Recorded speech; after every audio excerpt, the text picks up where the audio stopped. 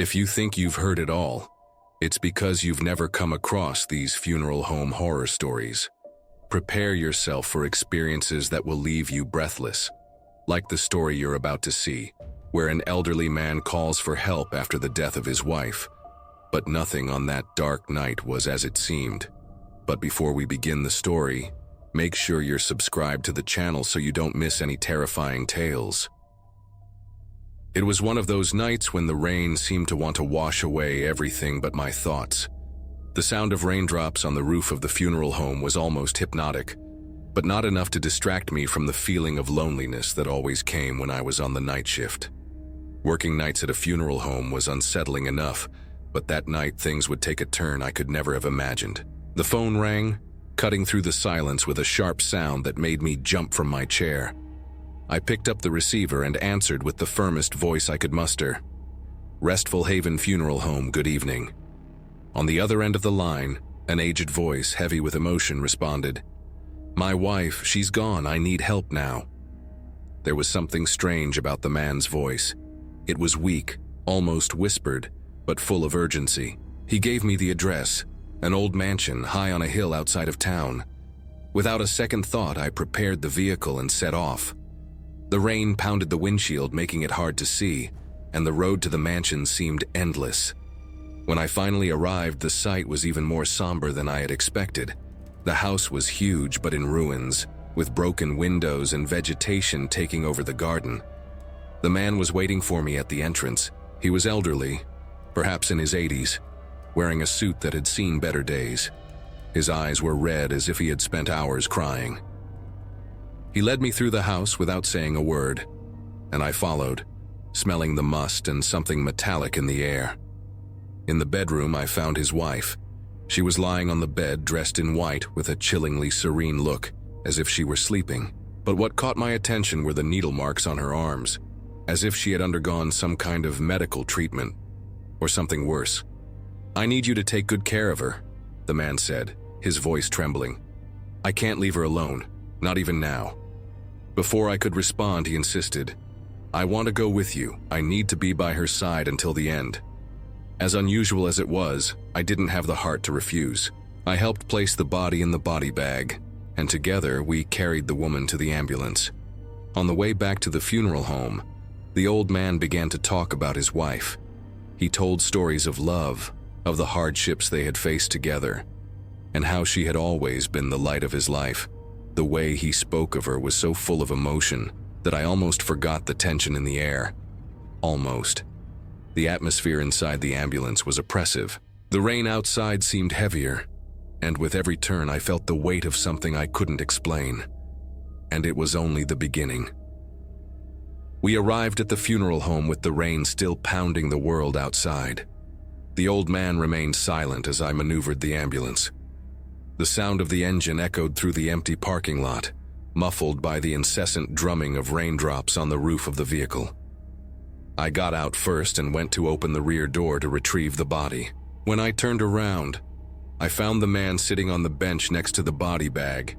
He was staring fixedly at his wife, his melancholic face illuminated by a faint fluorescent light.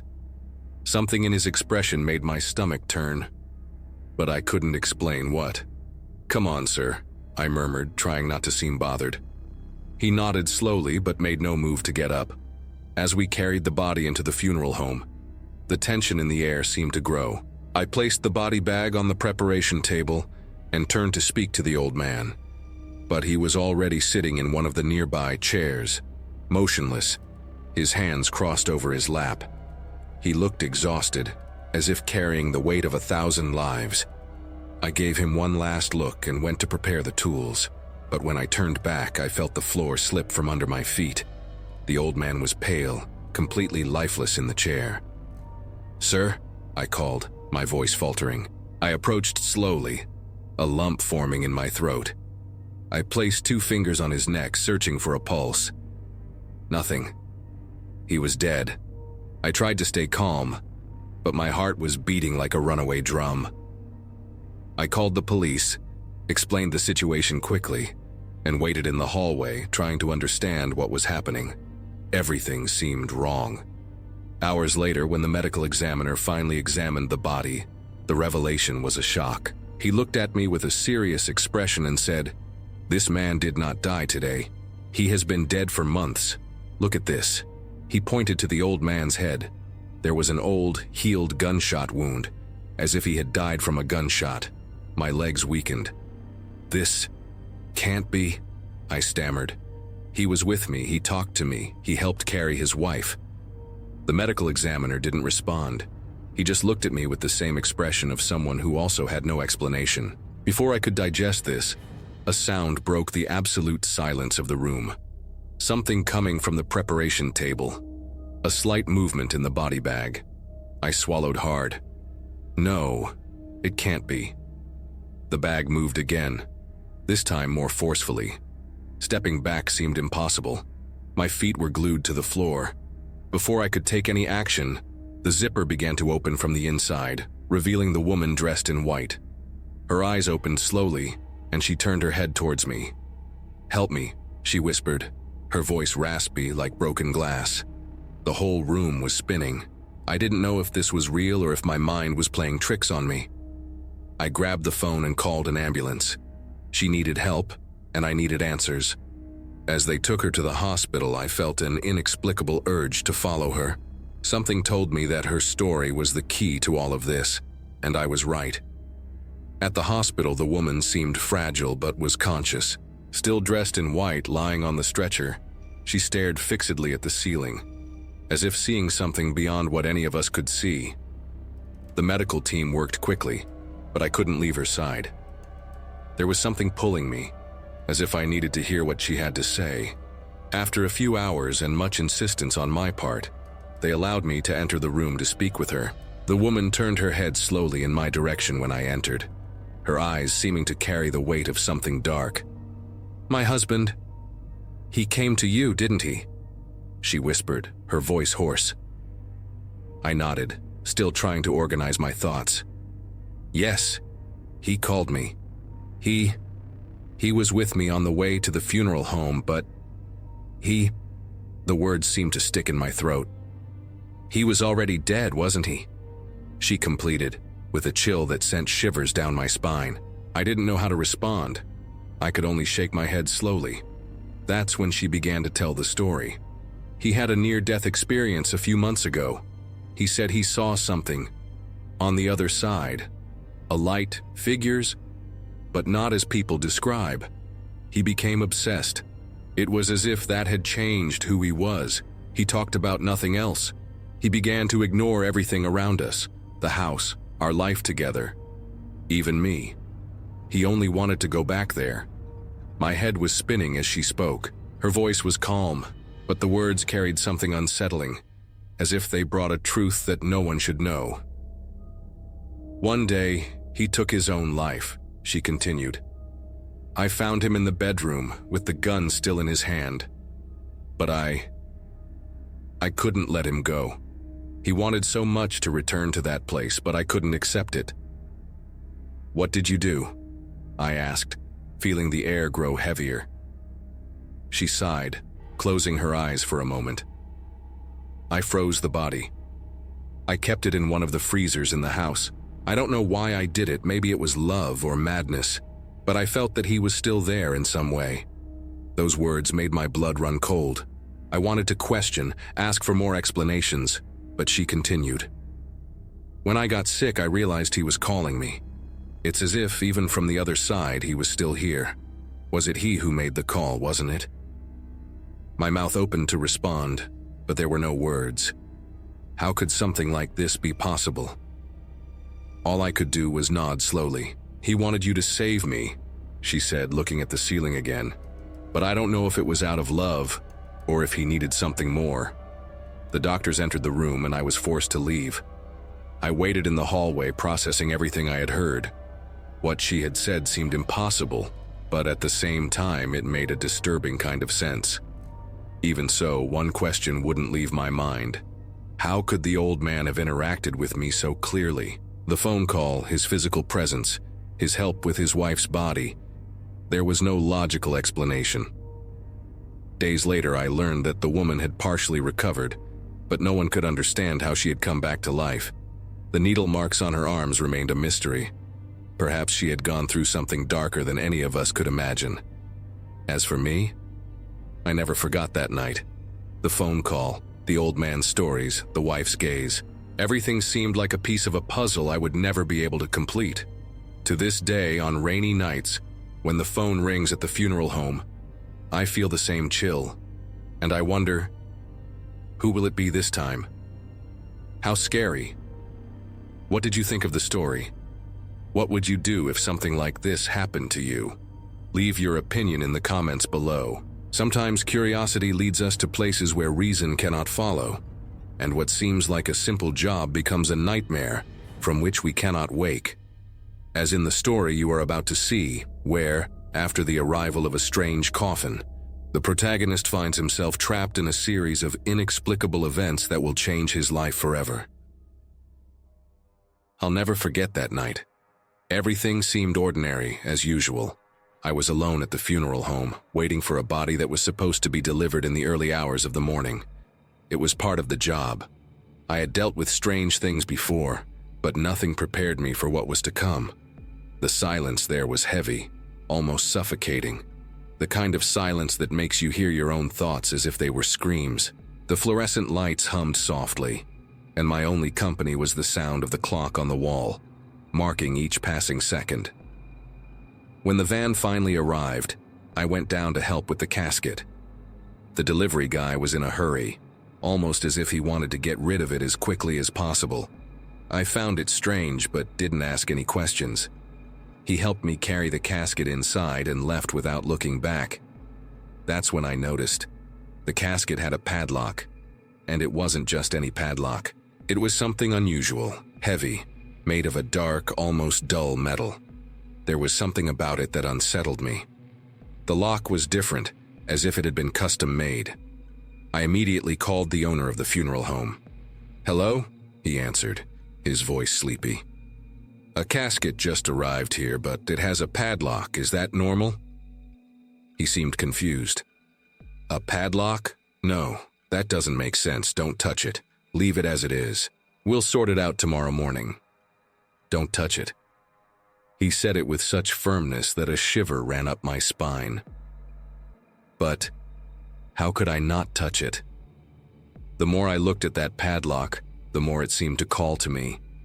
It was as if an invisible voice whispered, urging my curiosity. I tried to distract myself.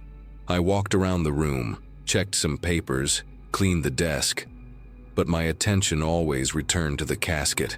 Each passing minute seemed to make the room colder, as if something was draining the heat from the air. Finally, I couldn't resist anymore. I grabbed a screwdriver and a small sledgehammer from the tool cabinet. "I'll just take a peek," I convinced myself. I knelt beside the casket, my heart racing. Carefully, I began to force the padlock, twisting the tool in an improvised way.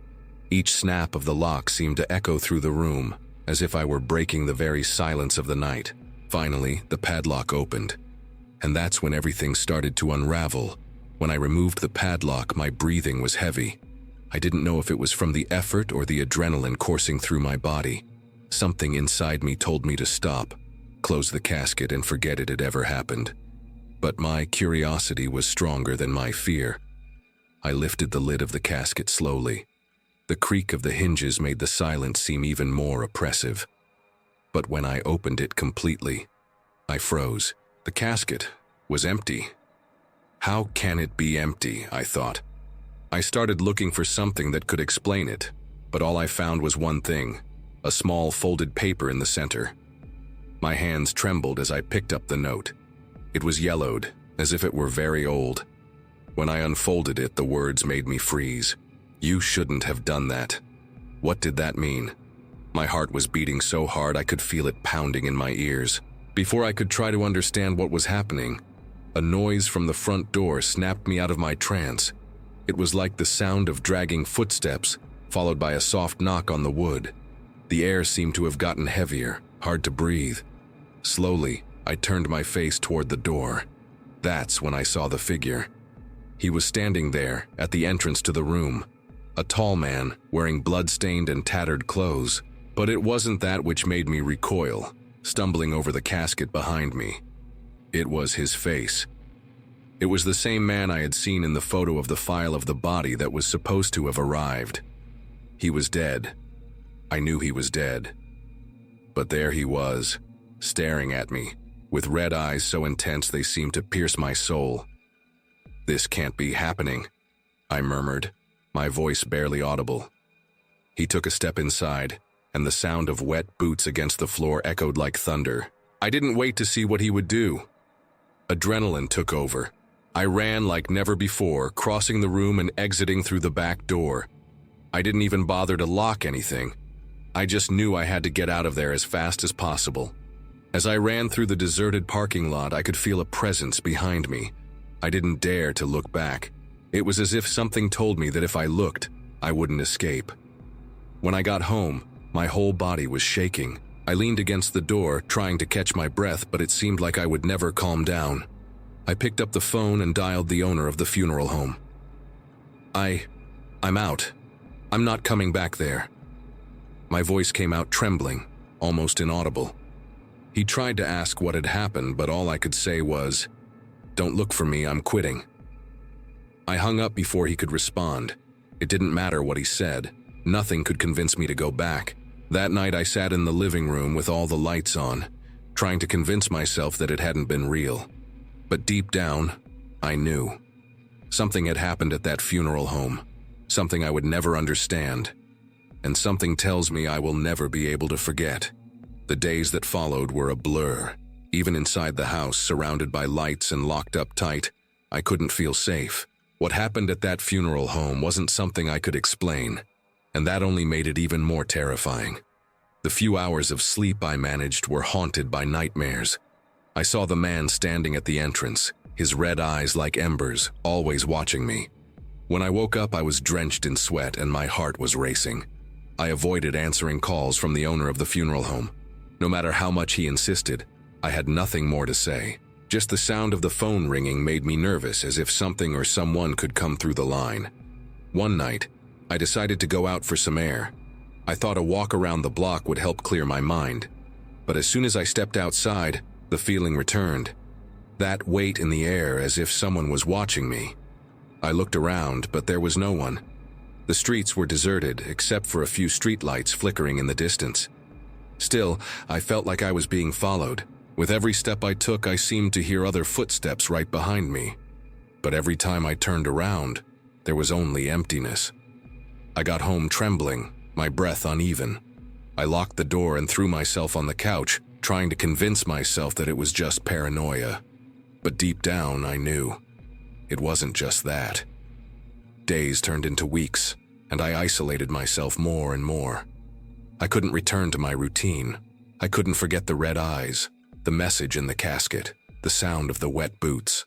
It was as if all of that had been etched into my mind, a constant shadow that I couldn't erase. I talked to a psychologist trying to explain what had happened, but the words wouldn't come out.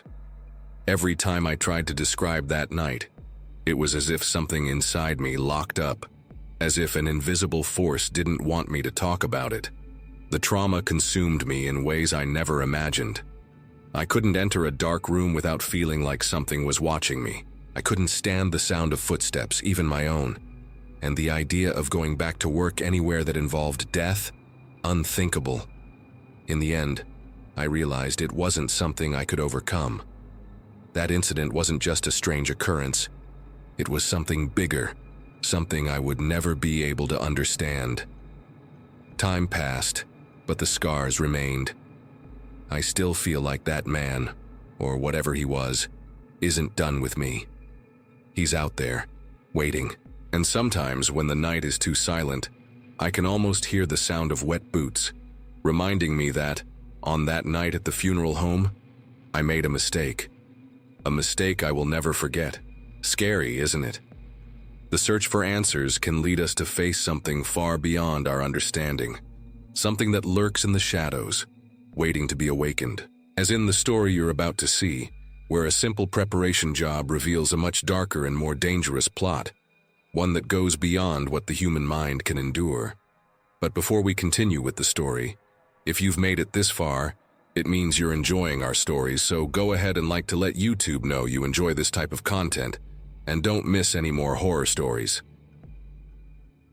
It was a cold and silent night, the kind of silence that makes any small sound seem like thunder. There I was, alone in the funeral home. The staff had left hours ago, and my only company was the body of a man I was preparing for the wake. His name was James, a kind and deeply religious man according to his family. His widow, Mary, spoke fondly of him, the kind of man who held the Bible as if it were a treasure. I felt responsible for giving him a respectful farewell. The casket was simple but dignified. Chosen by the family, it was adorned with subtle details, as if each element had been thought out to reflect the humility and faith that marked his life. The preparation process was calm, methodical. I placed his Bible beside him, a tribute to his devotion. As I worked, I couldn't help but think about the tranquility that seemed to emanate from his face, as if he were at peace. Or so I thought. That's when the noises started. Low at first, almost indistinguishable. I thought it was just the old building creaking, something common there. But then I clearly heard a voice. It was hoarse, weak, and repeated a single name. Mary. Mary. My heart raced. I looked around, trying to find some logical explanation. Maybe someone had come in, but that didn't make sense. I was locked inside. Still, the voice continued. It was coming from the viewing room, where I had left Mr. James's body. I tried to ignore it, to convince myself that my mind was playing tricks on me. But curiosity, or perhaps fear, got the better of me. With trembling hands, I walked to the room. The door was slightly ajar. The fluorescent light flickered irregularly, creating unsettling shadows. When I opened the door completely, my body froze.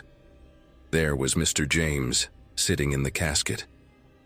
He held the Bible tightly, as if it were the only thing keeping him there. His face, once serene, was now filled with despair. His lips trembled, murmuring the name Mary. And then he lifted his eyes.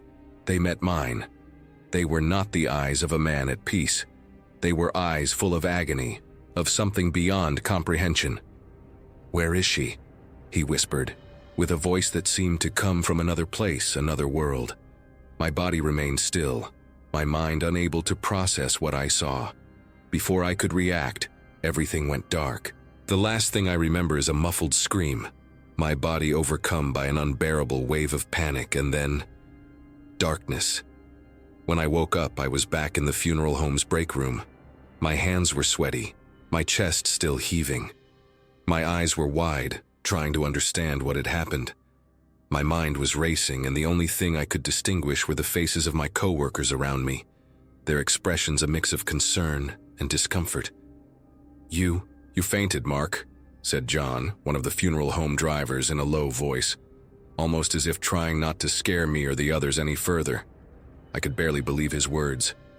But what haunted me even more was what they said had happened. They had found me on the floor with no sign of Mr. James, and the viewing room door was closed, as if nothing had happened.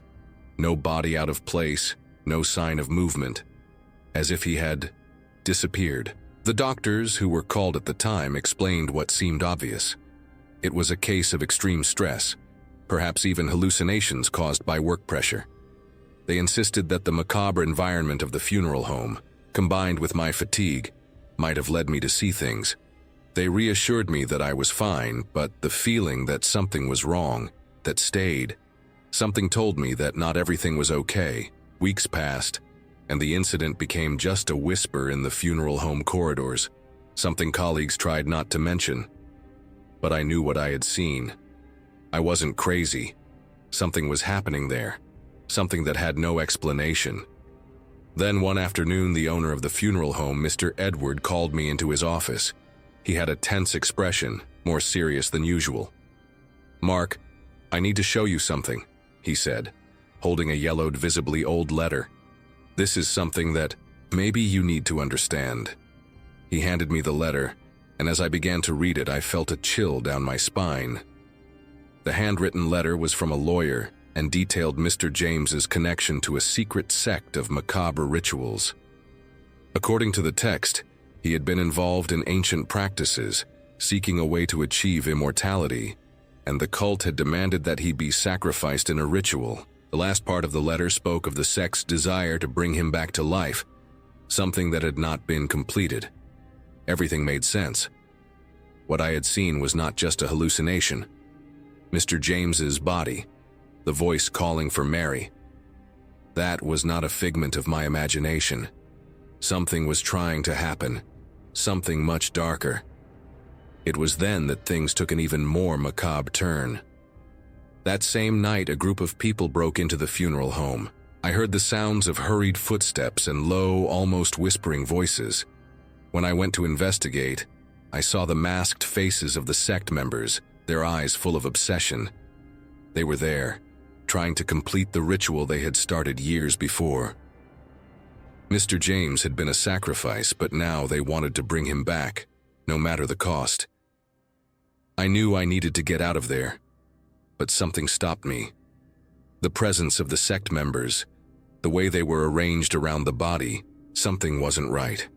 It was when my presence, my unexpected entry, made the sect members stop. They looked at each other in panic and fled in a hurry, as if the very sight of a mortal had driven them away. I, terrified, stood there, motionless, not knowing what to do. When the police arrived, it was too late. The sect was dismantled.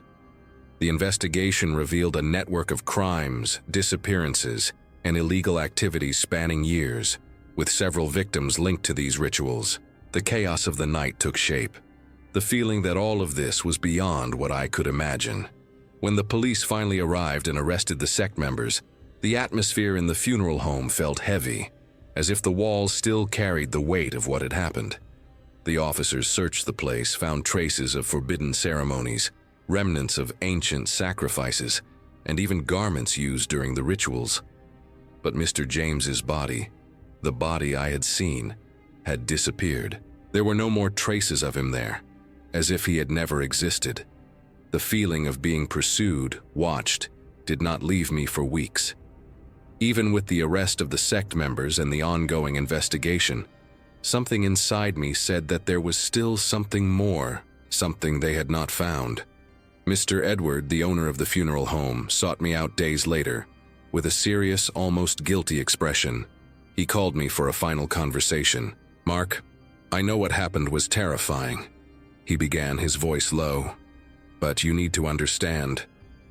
There was something more. Something no one knew until now." He handed me an envelope, also yellowed, full of old papers. I looked at him, not knowing what to expect.